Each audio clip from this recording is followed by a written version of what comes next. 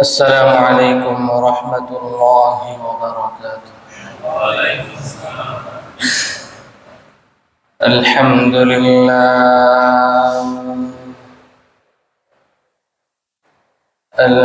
لله نحمده ونستعينه ونستغفره ونؤمن به ونتوكل عليه ونعوذ بالله من شرور أنفسنا ومن سيئات أعمالنا.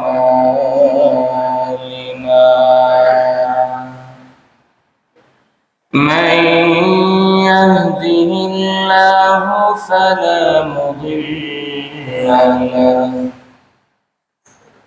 ومن يضلله فلا هادي له، ونشهد أن لا إله إلا الله وحده لا شريك له، ونشهد أن سيدنا وسندنا وحبيبنا وحبيب ربنا وطبيبنا وطبيب قلوبنا وأولانا ومولانا محمدا عبده ورسوله، صلى الله تعالى عليه وعلى آله وأصحابه وبارك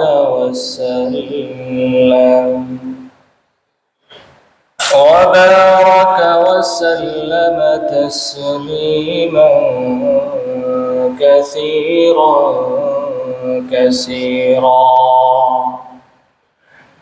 الذي أرسله الله تعالى بالحق إلى كافة الناس بشيرا ونذيرا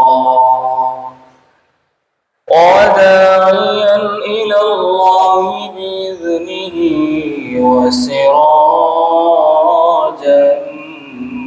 منيرا.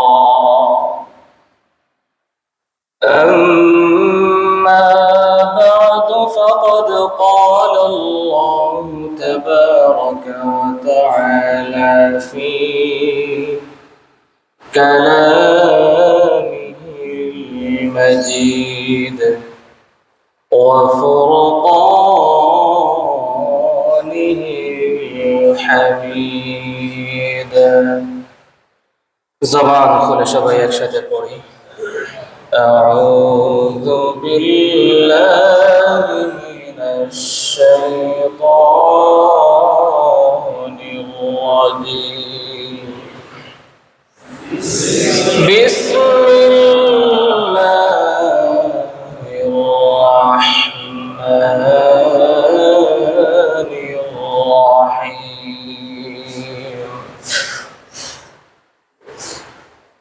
تلك حدود الله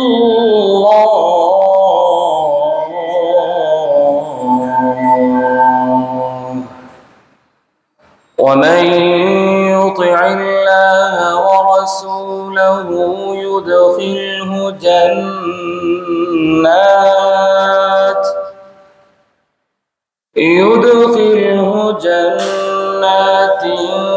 تجري من تحتها الأنهار خالدين فيها وذلك الفوز العظيم. ومن يعص الله ورسوله ويتعد حدوده يدخله نارا خالدا فيها وله عذاب مهين. وقال رسول الله صلى الله عليه وسلم: ما من رجل في قوم يعمل فيهم بالمعاصي يقدرون على أن يغيروا فلا يغيروا عليه إلا أصابهم الله بعذاب من قبل أن يموتوا. صدق الله مولانا العظيم وصدق رسوله النبي الأمي الأمين الكريم. ونحن على ذلك لمن الشاهدين والشاكرين والحمد لله رب العالمين. محبة شهادة شبه دور الشريف পড়ি। اللهم صل على محمد وعلى آل محمد كما صليت على إبراهيم وعلى آل إبراهيم إنك حميد مجيد. اللهم بارك على محمد وعلى آل محمد كما باركت على إبراهيم وعلى آل إبراهيم إنك حميد مجيد. মুআজ্জাজ মুহতারাম সম্মানিত মুসল্লিয়ানে কেরাম, মহান আল্লাহ রাব্বুল আলামিন আমাদেরকে পবিত্র জুমাবার দিনে দুনিয়ার সমস্ত ব্যস্ততা থেকে অবসর করে সমস্ত প্রতিবন্ধকতা থেকে বিরত রেখে আল্লাহ রাব্বুল আলামিন আমাদেরকে জুমার নামাজ জামাতের সাথে আদায় করার জন্য মসজিদে আসার সুযোগ করে দিয়েছেন, তৌফিক দান করেছেন। এজন্য সবাই সেই মহান রবের শাহী দরবারে মন প্রাণ খুলে শুকরিয়া আদায় করি, আলহামদুলিল্লাহ।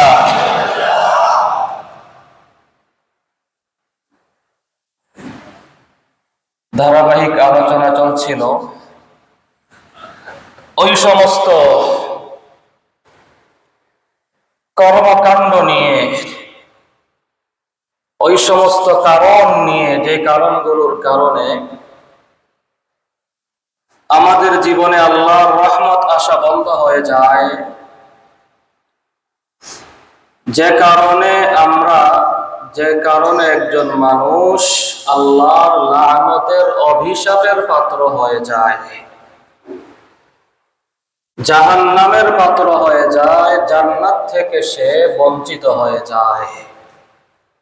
সেই কারণগুলির ধারাবাহিক আলোচনায় আজকে যেই বিষয়টি নিয়ে আমরা আলোচনা করব সেটি হলো সীমা লঙ্ঘন করা। সবাই বলি একসাথে, কি করা? বলেন, জোরে বলেন সবাই, কি করা? সীমা লঙ্ঘন করা। আল্লাহ রাব্বুল আলামিন উম্মত হিসাবে আমাদেরকে একটা শরীয়তের সীমারেখা দিয়েছেন, ঠিক কিনা বলেন? যে আমাদের কথা, কাজ, চাল চলন সব কিছু এই সীমারেখার ভিতরেই হবে। নবী করিম সাল্লাল্লাহু আলাইহি ওয়াসাল্লাম জানিয়ে দিয়েছেন, আল হালালু বাইয়িনুন ওয়াল হারামু বাইয়িন। তোমাদের সামনে আমি নবী হালালকে স্পষ্টভাবে তুলে ধরেছি, এগুলা হালাল। স্পষ্টভাবে তোমাদের সামনে আমি হারামকে তুলে ধরেছি, এগুলা হারাম। শরীয়তের সীমারেখা এই, ঈমানের সীমারেখা। এই সীমারেখা অতিক্রম করলে মুমিন ইমানদার থাকে না, ঈমান থেকে বের হয়ে যায়।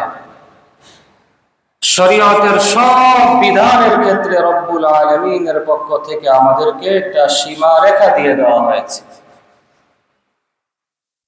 ওই সীমারেখার ভিতরে যতক্ষণ আমি থাকবো ততক্ষণ আমার মাওলার সাথে আমার সুসম্পর্ক থাকবে, ততক্ষণ আমি আমার মাওলার রহমতের পাত্র থাকব, ততক্ষণ পর্যন্ত আমার মাওলার তৈরি জান্নাতের একজন হকদার হিসেবে আমি থাকব।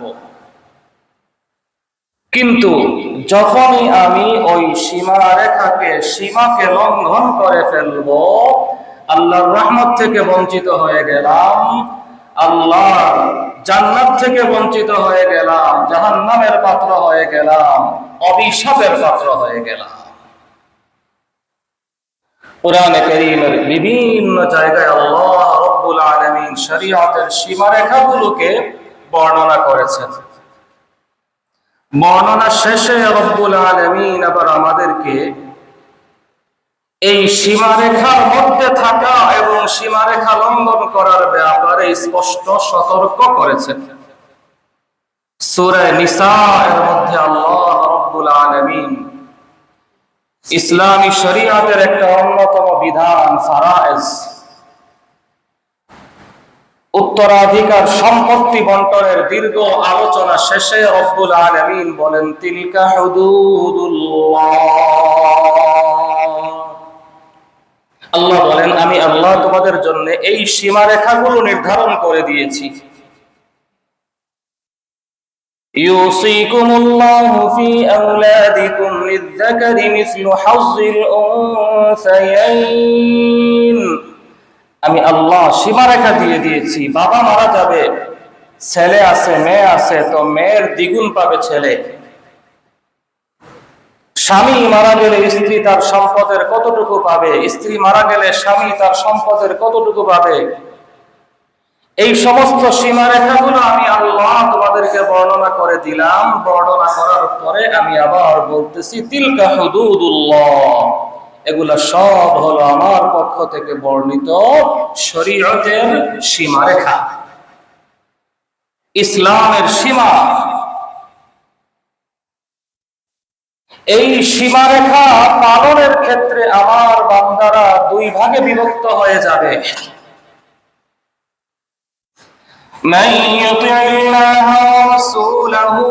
এক শ্রেণী হবে যারা আমি আল্লাহকে মানবে, আমার রসুলকে মানবে, আমি আল্লাহর পক্ষ থেকে আমার নবীর পক্ষ থেকে শরীয়তের যে সীমানা বর্ণনা করে দেওয়া হয়েছে এর ভিতরেই থাকবে, এর বাহিরে যাবে না।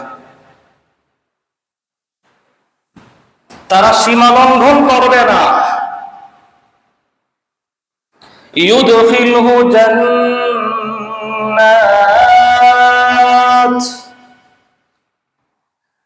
আমি রব্বুল আলামিনের পক্ষ থেকে তাদের জন্য পুরস্কার ঘোষণা আমি আল্লাহ করতেছি। তাদের এক নাম্বার এবং তাদের জন্য সবচেয়ে দামি যে পুরস্কার, সেটা হলো আমার পক্ষ থেকে বলে দেয়া শরীয়তের সীমানার উপরে যারা চলবে, সীমা লঙ্ঘন যারা করবে না, এরা দুনিয়ার জমিন থেকে বিদায় নেওয়ার সময় আমার একজন জান্নাতি বান্দা হয়ে তারা দুনিয়া থেকে বিদায় নিবে।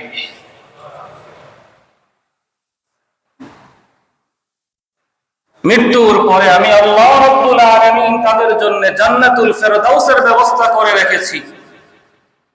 তাজরি মিন তাহতিহাল আনহার, যার তলদেশ দিয়ে নহর প্রবাহিত হবে। খালিদিনা ফিহা, সেই জান্নাতে তারা চিরদিন থাকবে। আল্লাহ বলেন ওয়াযালিকাল ফাউজুল আযীম, এটাই তো হলো একজন মানুষের জীবনের সবচেয়ে বড় সফলতা। ঠিক না ঠিক বলেন?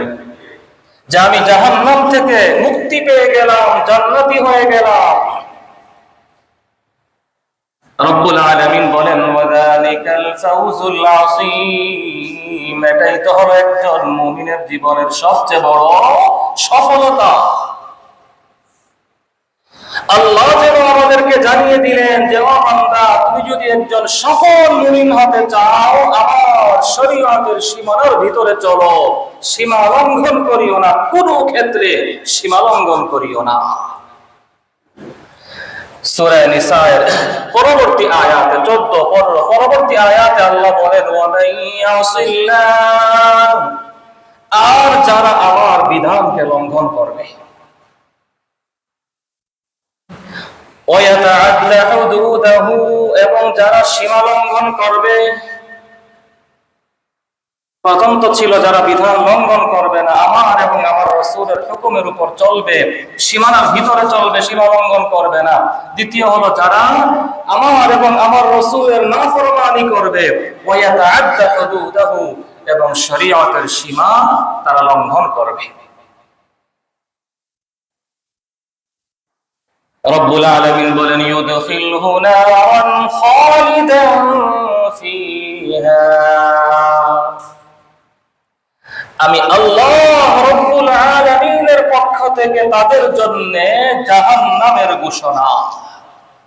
দুনিয়া থেকে তারা বিদায় নিবে জাহান্নামী হয়ে, তাদেরকে আমি আল্লাহ জাহান্নামে প্রবেশ করাবো। ওয়ালাহু আযাবুন মুহিন, এবং তার জন্য রয়েছে অপমানজনক শাস্তির ব্যবস্থা। তো মুহতারাম মুসল্লিয়ানে কেরাম, জীবনের সর্বক্ষেত্রে একজন মুমিন তো হবে আল্লাহ এবং তার রাসূলের পক্ষ থেকে বলে দেয়া শরীয়তের সীমানার ভিতরে চলনেওয়ালা। একজন মুমিন কখনো সীমা লঙ্ঘন করবে না, কথায় সীমা লঙ্ঘন করবে না, কাজে সীমা লঙ্ঘন করবে না। সূরা বাকারার 190 নম্বর আয়াতে আল্লাহ বলেন ওয়াকাতিলু ফি সাবিলিল্লাহ, ওয়াকাতিলু ফি সাবিলিল্লাহিল্লাযীনা ইউকাতিলুনাকুম ওয়া লা তা'তাদু ইন্নাল্লাহ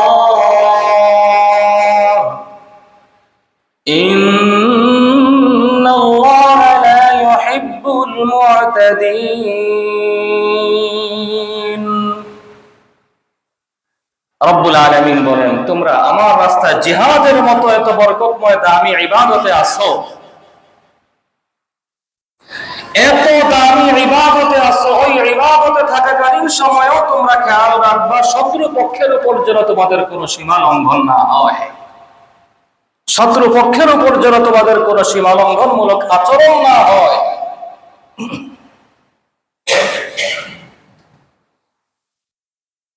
শরীয়তে মুহাম্মাদিয়া আমাদের জন্য প্রতিশোধ নেয়ার বৈধতা দিয়েছে। তো প্রতিশোধ নেয়ার ক্ষেত্রে দুইটা স্টেপ।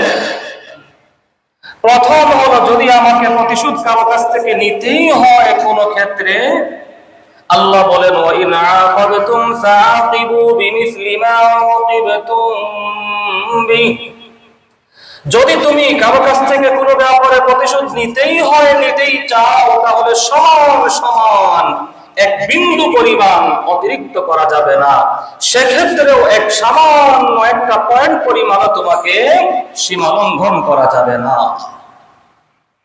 রব্বে কারীমের পরে বলেন ওয়ালা ইন সাবারতুম, আর যদি প্রতিশোধ না নিয়ে মাফ করে দাও, সবর করো, তাহলে আমি আল্লাহ তো এটাই চাই, এরাই তো হলো আমি আল্লাহর কাছে দামি। সূরা বাকারা 190 নম্বর আয়াতে আল্লাহ বলতেছেন জিহাদের মতো বরকতময় ইবাদতে তুমি আমার রাস্তায় আসো, জিহাদ করতেছো, সাবধান ওই বরকতময় ইবাদতের ক্ষেত্রেও তুমি শত্রুপক্ষের উপর সীমা লঙ্ঘন করবা না। নবী মুহাম্মদুর রাসূলুল্লাহ সাল্লাল্লাহু আলাইহি ওয়াসাল্লাম তো ওই বরকতময় ইবাদতের ক্ষেত্রেও গিয়ে উম্মতের সামনে সর্বোচ্চ আদর্শের নমুনা রেখে গিয়েছে। সীমা লঙ্ঘনের কোন নমুনা নবী উম্মতের সামনে পেশ করে যান নাই। আল্লাহ রাব্বুল আলামিন সূরা বাকারার 190 নম্বর আয়াতে বলেন, ওয়ালা তা'তাদু, তোমরা সীমা লঙ্ঘন করবা না। ইন্নাল্লাহা লা ইউহিব্বুল মু'তাদিন,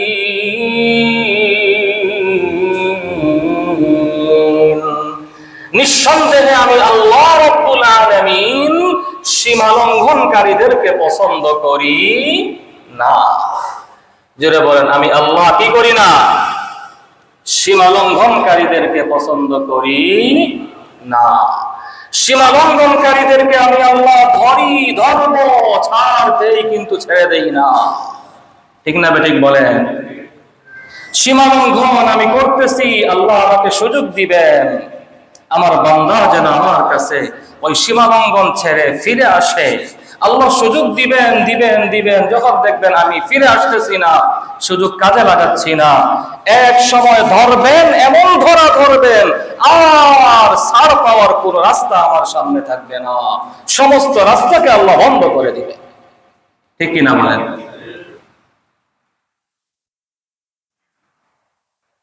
ফিলিস্তিনের মুসলমানদের উপরে কি পরিমাণ জুলুম নির্যাতন হচ্ছে। জালেমদেরকে রব্বুল আলামিন সুযোগ দেন, ছাড় দেন, কিন্তু আল্লাহ কি করেন না? কথা বলেন, আল্লাহ ছেড়ে দেন।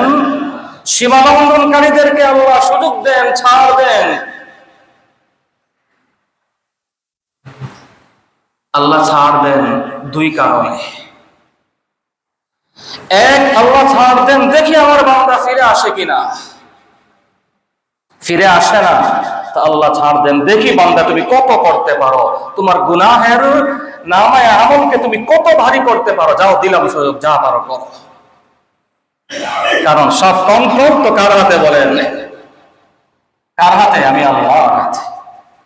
তো রব্বুল আলামিন এখন ধরছেন কিনা বলেন? কথা বলেন সবাই, ধরতেছেন কিনা? আল্লাহ রব্বুল আলামিনের ধরা বড় কঠিন ধরা। আল্লাহ বলেন, ইন্না বাতশা রাব্বিকা লাশাদীদ, আমি আল্লাহর ধরা বড় কঠিন ধরা। ঠিক কিনা বলেন?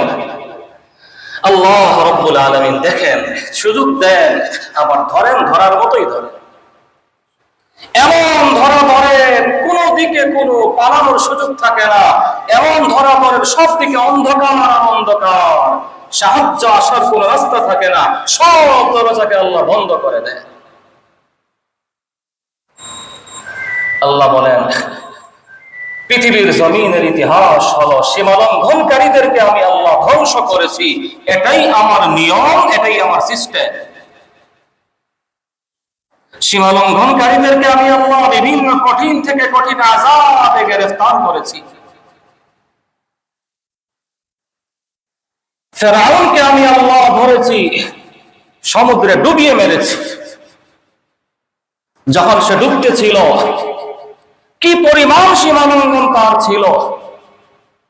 ইযাববিহুনা আবনাহুম ওয়া ইস্তাহয়ুনা নিসাআহুম, বনী ইসরাঈলের নবজাতক ছেলে সন্তানগুলোর জন্মের খবর শুনলেই সে তাদেরকে কি করে ফেলতো বলেন? জবাই করে ফেলতো, হত্যা করে ফেলতো। সীমা লঙ্ঘনের কোন মাত্রা এমন ছিল না যা সে অতিক্রম করে নাই। রব্বুল আলামিন তাকেও সুযোগ দিয়েছেন, কিন্তু এক পর্যায়ে ধরছেন, এমন ধরা আর ফিরে আসার কোন সুযোগ আল্লাহ তাকে দেন।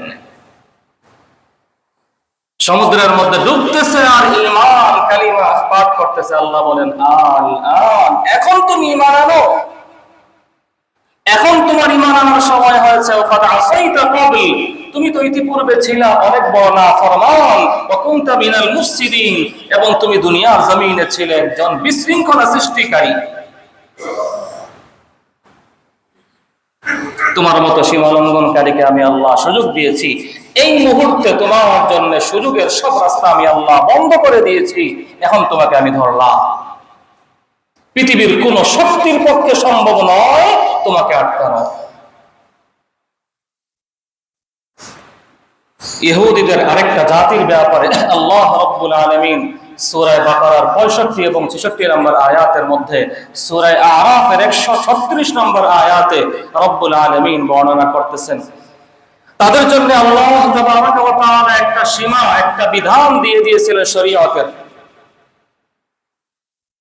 তারা যখন ওই বিধানটা লঙ্ঘন করলো, তাদেরকে আল্লাহ একটা বিধান দিয়েছিলেন, শনিবারে মাছ চাষ করা যাবে না। ওরা সমুদ্রের পাশে বসবাস করত। তাফসীর ইবনে কাসীরের মধ্যে লিখছেন, বাহরে কুলজুম লোহিত সাগরের পাশে তাদের বসতি ছিল। আল্লাহ ওদেরকে বলছেন, শনিবারে মাছ চাষ তোমরা করতে পারবে না, মাছ শিকার করতে পারবে না, বাকি দিনগুলো তোমাদের জন্য উন্মুক্ত। যখন তারা দেখলো যে এই দিনেই তো মাছ বেশি আসে, বাকি দিনগুলোতে কম আসে, তো তারা আল্লাহর সীমা রেখা লঙ্ঘন করা শুরু করলো। রব্বে কারীমের বিধান ছিল রবি থেকে শুক্র শনিবারের সীমাকে অতিক্রম করা যাবে না, তারা সীমা অতিক্রম করলো। রব্বুল আলামিন সূরা বাকারার 65 এবং 66 নম্বর আয়াতে তাদের আলোচনা করতে গিয়ে বলেন, ولقد علمتم الذين اعتدوا منكم في السبت فقلنا لهم كونوا قردة خاسئين। তোমরা জানো ওই সমস্ত সম্প্রদায়ের ব্যাপারে যারা শনিবারে মাছ শিকারের ব্যাপারে সীমা লঙ্ঘন করেছিল, তারা যখন আমি আল্লাহর সীমাকে লঙ্ঘন করলো, তাদের উপর আমি আল্লাহ যে শাস্তি চাপিয়ে দিলাম, কুলনা লাহুম, আমি আল্লাহ হুকুম দিলাম তোমরা মানুষ থেকে বানরে পরিণত হয়ে যাও।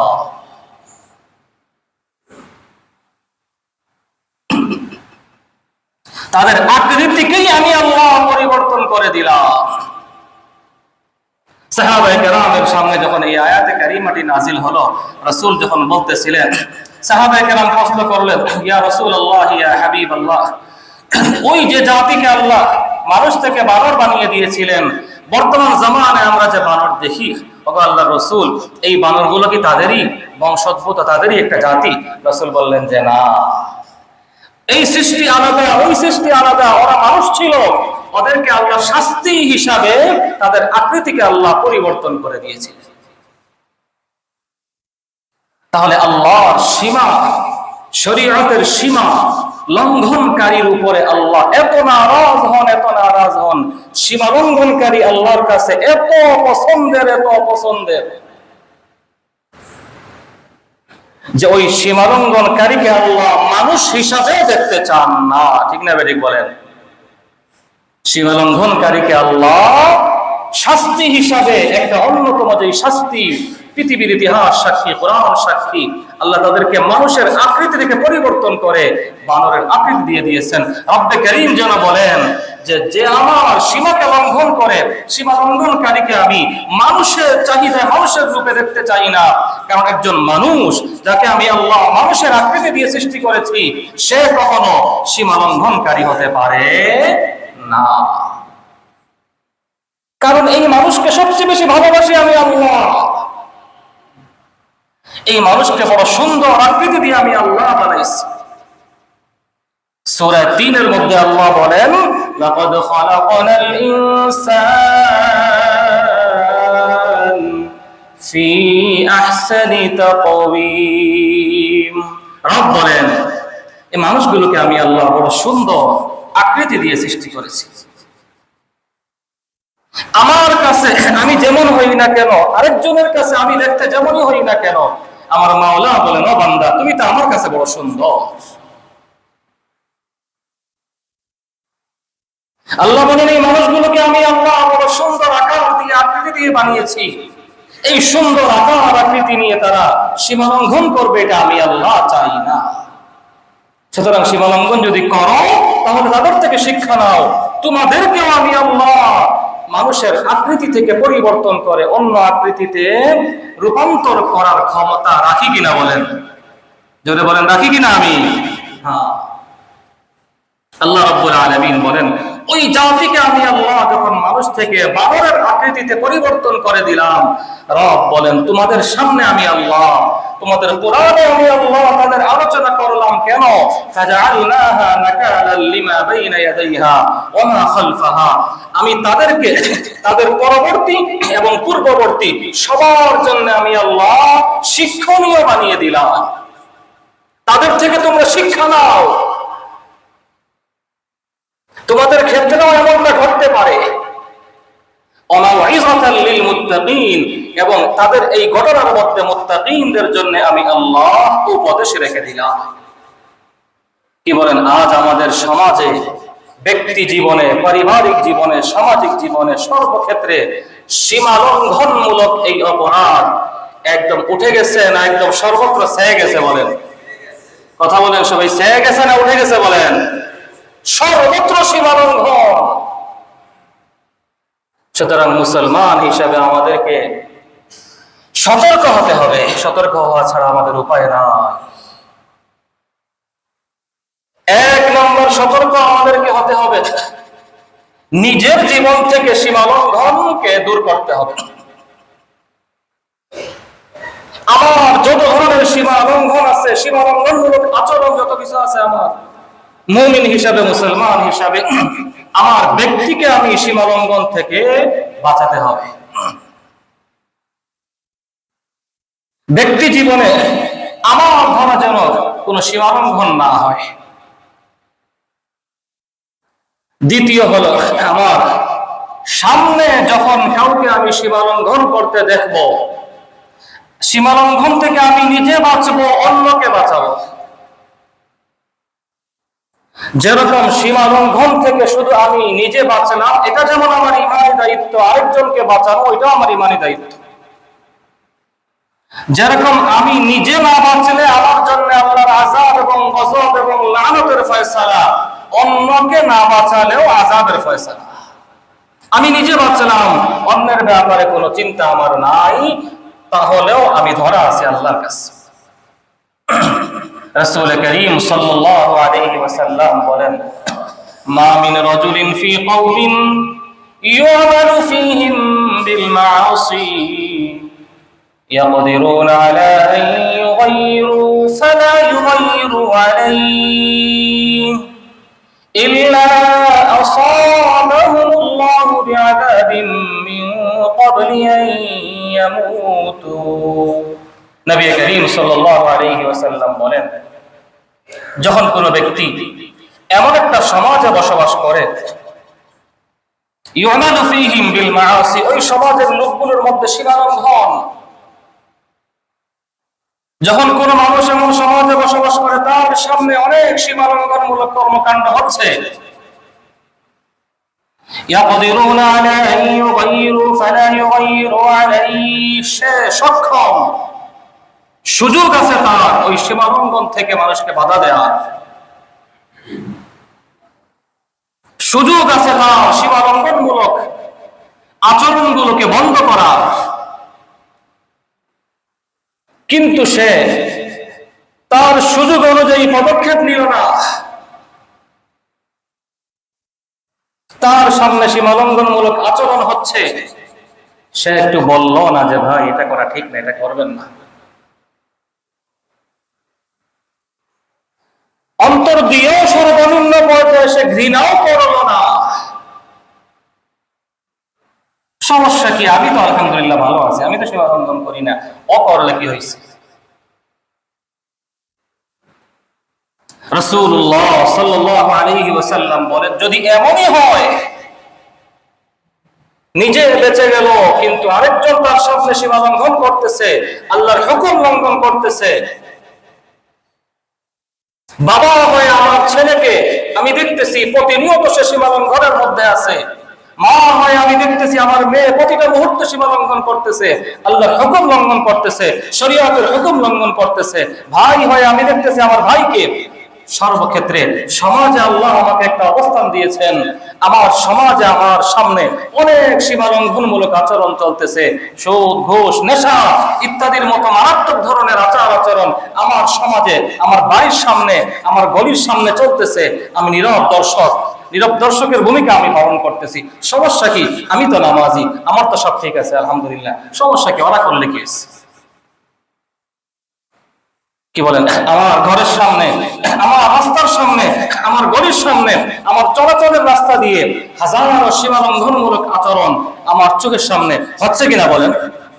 কথা বলেন সবাই, হচ্ছে কিনা বলেন?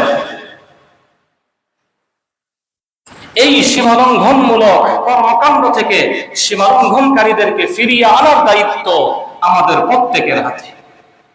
আমার ছেলেকে ফিরিয়ে আনার দায়িত্ব আমার হাতে, আমার মেয়েকে ফিরিয়ে আনার দায়িত্ব আমার হাতে, আমার ভাইকে ফিরিয়ে আনার দায়িত্ব আমার হাতে, আমার বোনকে ফিরিয়ে আনার দায়িত্ব আমার হাতে।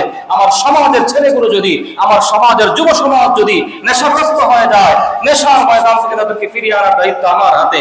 ওরা যদি চাঁদাবাজ হয়ে যায়, ওরা যদি বিভিন্ন ধরনের অপকর্মের মধ্যে লিপ্ত হয়ে যায়, তাদেরকে সেই সীমালঙ্ঘন থেকে ফিরিয়ে আনার দায়িত্ব আমাদের সবার। ঠিক না বেঠিক বলেন? হ্যাঁ। রাসূল বলেন, যদি আমরা ফিরিয়ে না আনি, যদি আমরা ফিরিয়ে আনার উদ্যোগ না নেই, ইল্লা আসাবাহুল্লাহু বিআযাবিন মিন ক্বাবলি আন ইয়ামুতু, আল্লাহর রাসূল বলেন, যদি আমরা ফিরিয়ে আনার উদ্যোগ না নেই, মৃত্যুর পূর্বে আমাদের প্রত্যেকের জীবনেই আল্লাহর পক্ষ থেকে বড় ধরনের গজব নেমে আসবে। প্রত্যেকের জীবনেই মৃত্যুর পূর্বে বড় ধরনের গজব নেমে আসবে, আযাব নেমে আসবে আল্লাহর পক্ষ থেকে। এজন্য মুহতারাম মুসাল্লিয়ানে কেরাম, আজকের এই আলোচনার সার নির্যাস হলো, সীমালঙ্ঘন বড় মারাত্মক ধরনের একটা অপরাধ। আল্লাহ সীমালঙ্ঘনকারীকে পছন্দ করেন না। সীমালঙ্ঘনকারী আল্লাহর দরবারে একজন জালেম হিসাবে আখ্যায়িত। সীমালঙ্ঘনকারীর জন্য আল্লাহর পক্ষ থেকে লানত। সূরা মায়েদা ৭৮-৭৯ নম্বর আয়াত খুলবো, দেখবো।